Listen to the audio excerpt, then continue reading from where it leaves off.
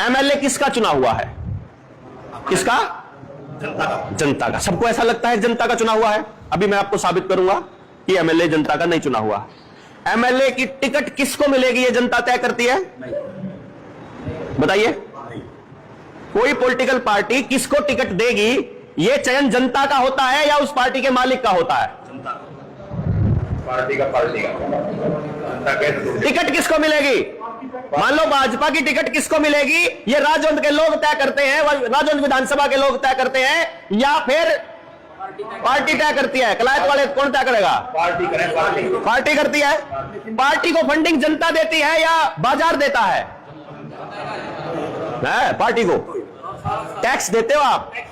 Party tax से नहीं चलती, पार्टी फंड से चलती है, दान से। फंडिंग कौन देता है पार्टी को? कारोबारी, उद्योगपति।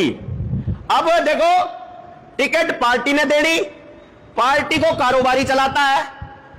तो अब अगर उस पार्टी का आदमी अगर एमएलए एमपी बनेगा तो वो कारोबारी के हिसाब से काम करेगा कि जनता के हिसाब से करेगा? जो उसको पाड़ के रखता है, जिसका कुत्ता होगा उसी के लिए भौंकेगा, है? जनता का पाला हुआ होगा तो जनता के लिए भौंकेगा, उद्योगपति का पाला हुआ है तो उद्योगपति के लिए भौंकेगा। परंतु बंदा दूसरी पार्टी का ले लेते हैं, उसका कौन चुनता है टिकट? आपके हिसाब से या पार्टी के हिसाब से? सारी पॉलिटिकल पार्टियों का कैंडिडेट पार्टी चुनती है। जनता को तो उनमें से अपने हिसाब का ढूंढ के चुनना पड़ता है। समझ गए बात? अब मैं फिर बता रहा हूं, बेटर क्या है?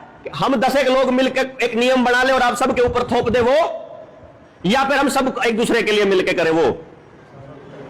सारों की राय लेनी चाहिए, जिसकी आपत्ति हो उसकी आपत्ति उसको दर्ज करनी चाहिए। अब देखिए कमाल की बात, 20 पॉलिटिकल पार्टियों ने टिकट बांटी, 20 कैंडिडेट खड़े हो गए, हमने टिकट देनी, हमने उसके वोट देनी है, हमने वोट दे दी। ठीक, अब वोट दे दी तो क्या हुआ? आपकी कलायत विधानसभा आती है, कलायत में कितने वोट है टोटल? 1 लाख। हम 2 लाख बढ़ गए होंगे, 2 लाख वोट मान लेते हैं, है जी। 2 लाख वोट में से 40% तो वोट ही नहीं डालते, ठीक है रहूंगा? तो 2 लाख में से 40% काट दो, 60% रह गया, 61 रह गया। 160 में से जो इस टाइम पे एमएलए है उसको कितने वोट मिले हुए हैं?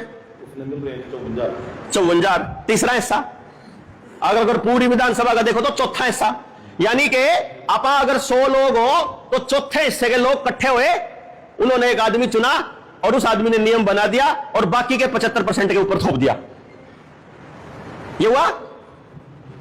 यहां मेरे ख्याल से सारी बिरादरियां बैठी होंगी, है ना?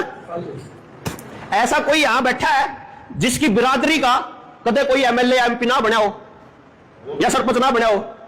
ऐसा कोई भाई बैठा है कहीं ना कहीं? यहां इस गांव में नहीं, कलायत की बात नहीं हो रही, कहीं ना कहीं, मतलब मान लो कहीं ना कहीं आप जिस भी बिरादरी के हो, आपकी जात का आदमी कहीं ना कहीं सरपंच भी बना है, कहीं ना कहीं एमएलए भी बना है, कहीं ना कहीं कुछ तो बना है। क्या उसने वहां अपनी बिरादरी के लिए कुछ किया?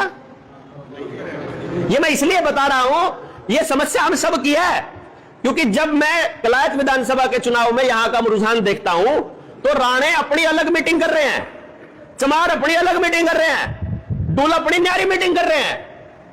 कोई एक ग्रुप किसी को समर्थन दे रहा है, एक ग्रुप किसी को समर्थन दे रहा है, और समर्थन देते वक्त कहीं भी उस मीटिंग के अंदर समाज की बात नहीं हो रही, पॉलिसी की बात नहीं हो रही, नियम बनाने की बात नहीं हो रही, हमारी हालत की बात नहीं हो रही, केवल और केवल जात की बात हो रही है, केवल नाक कटने की बात हो रही है।